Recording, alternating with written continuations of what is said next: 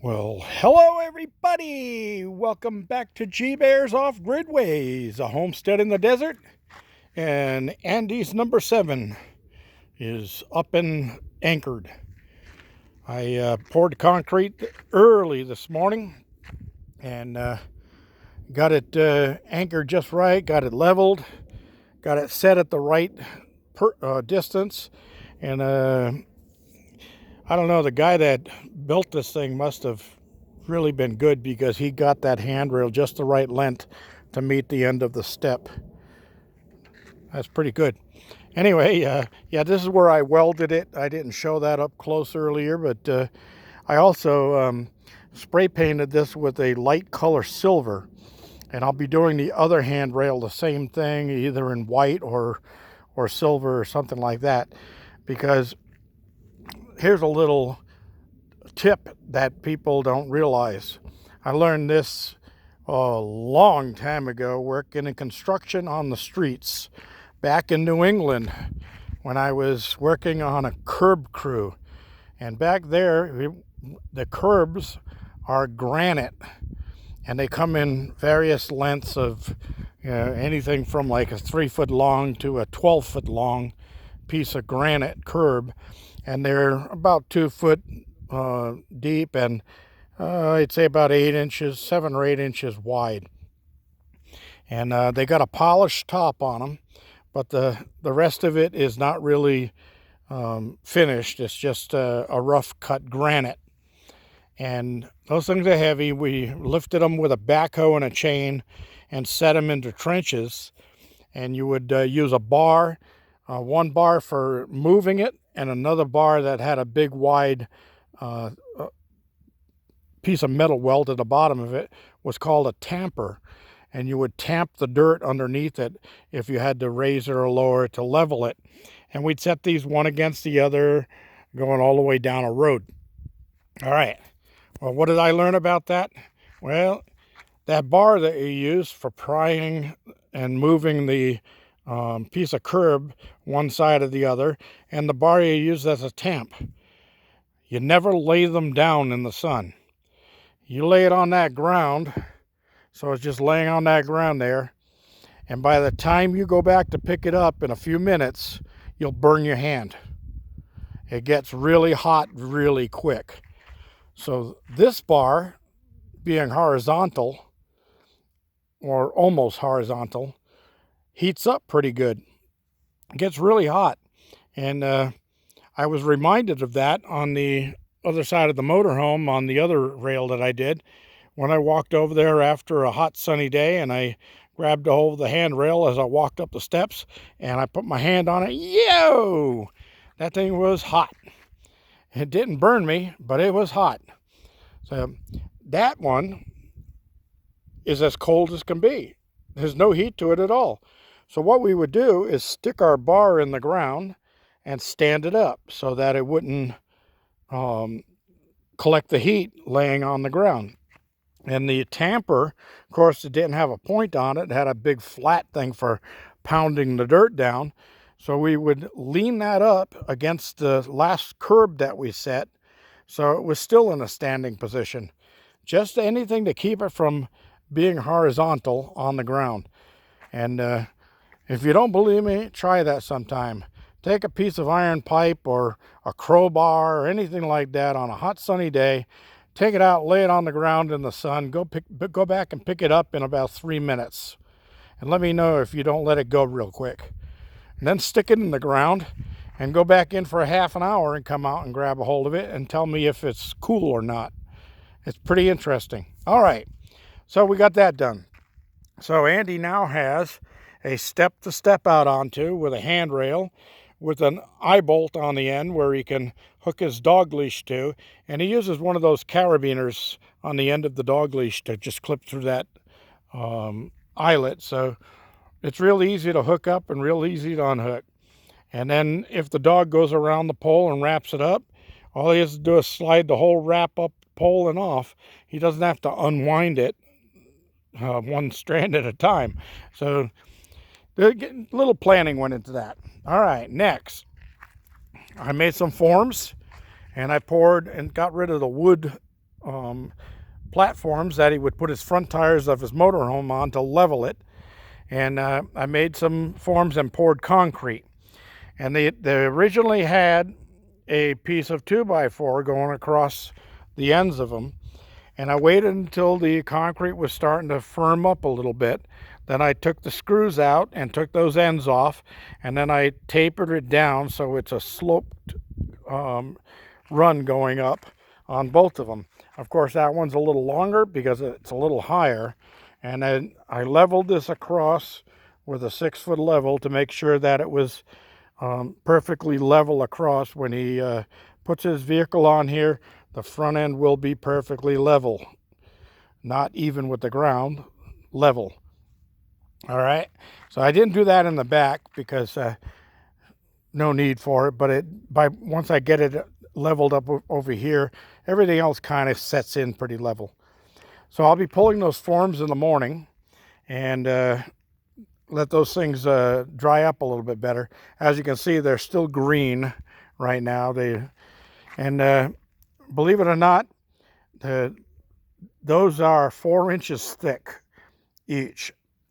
Now, I didn't steel reinforce them because they're so small, but they're 4 inches thick. And when I pull those forms on there, I'll be putting a metal angle iron or something on the front side, maybe even a piece of flat metal, something really thick and heavy duty, so that when you drive up, when your tire hits that, that's where you stop.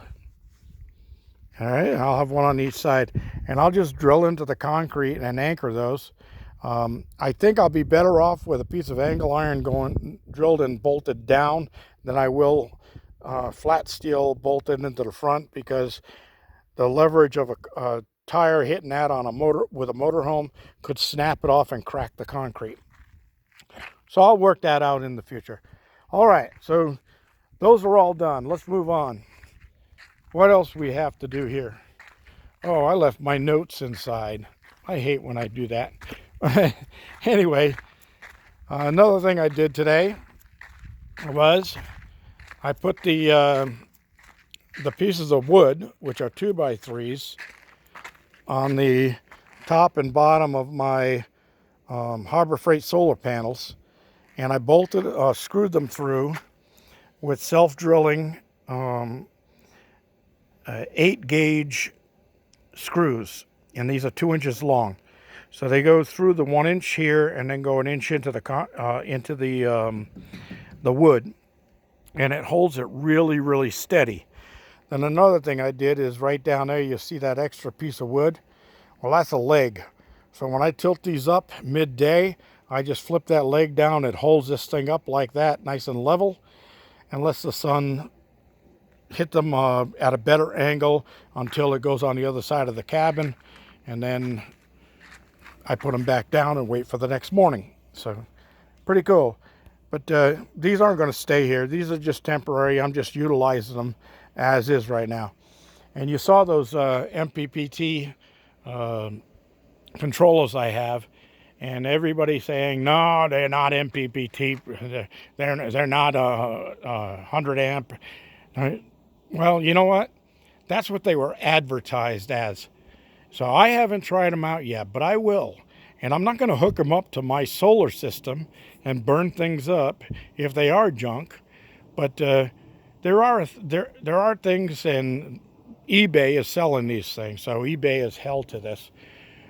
There are things called false advertising. So if that thing, it has it stamped right on the controller, MPPT. If it is not an MPPT controller, if it is not a 100 amp controller, well, you know what? Or 1000 watt, I'm sorry. If it's not 1000 watt, I think they're actually rated 1200 watt.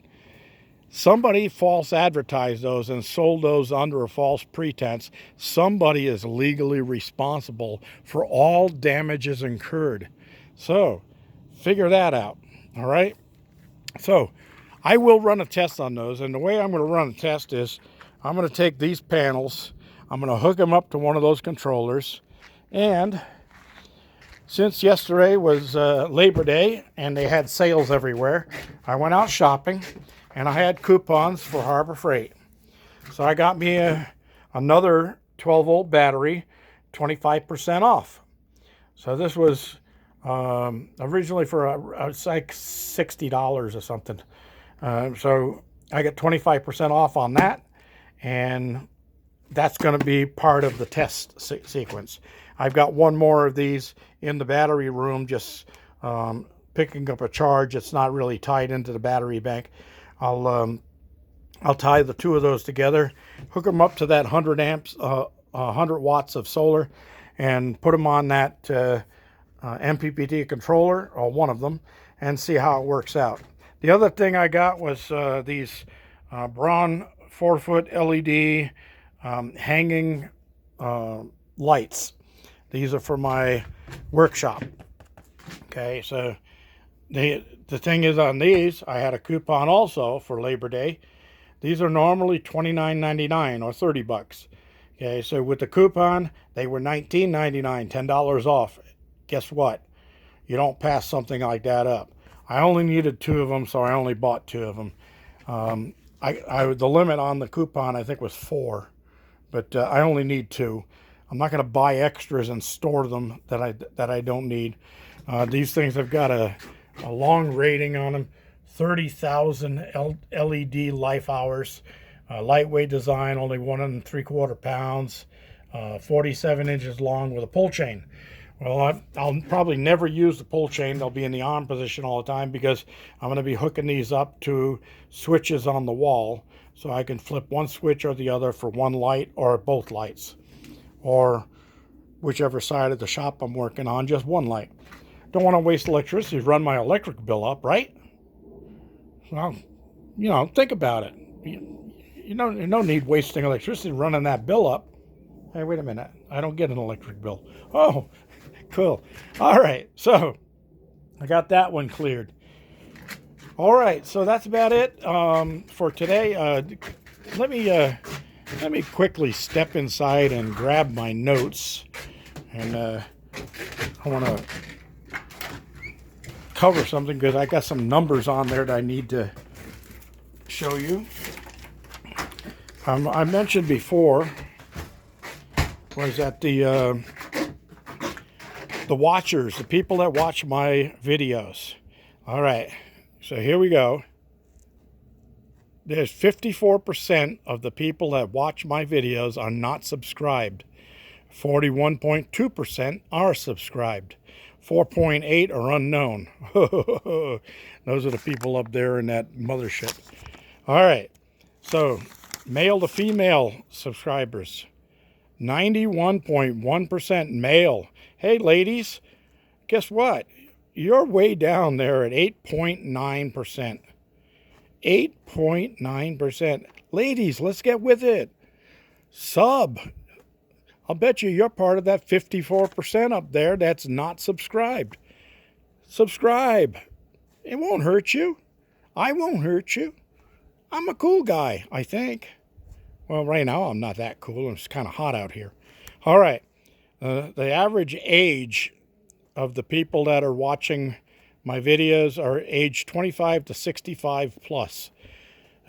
Most of them are in the 25 to 45 age group. So there's a few people over that, but that's the majority. And I just wanted to give you those stats so you know what that was. And these were my notes. I wanted to show you the panel boards, which were on the panels. The cantaloupe, we're not going to go down there right now because we're running a little long on this, but I got one cantaloupe down there sitting beside the watermelon that's just about ready to pick. So that's going to come in and sit on the counter for a day or two and really finish ripening because it's all tanned over with a little bit of green in the middle, so it's ready. But like most cantaloupe, if you let them sit a day or so, they really get juicy. So that, and then I had the Andes rail and the pads that I showed you. The other part was the rain. Well, there was a threat of rain. I heard the thunder and lightning over there earlier today, and I said, I know how to make it rain around here. Pour concrete or smoke a chicken on the barbecue outside. That's how you get it to rain. All right, well, you can see my dragonflies are out buzzing the area right now. The birds are in their little house over there doing their thing. The chickens are all cooling down in their mud puddles that I made for them with the hose a little while ago. And I fed them. They're all happy. And I've been getting an egg a day. So one of the hens over there is laying an egg a day. And it's a perfect egg. They're delicious. Been eating them every day. G-Bear reminding you, don't forget, give me a thumbs up down there. Don't forget to subscribe. Don't forget to share. Don't forget to do everything that's down there. Try it all. Save it. You know, live a little. G-Bear signing off.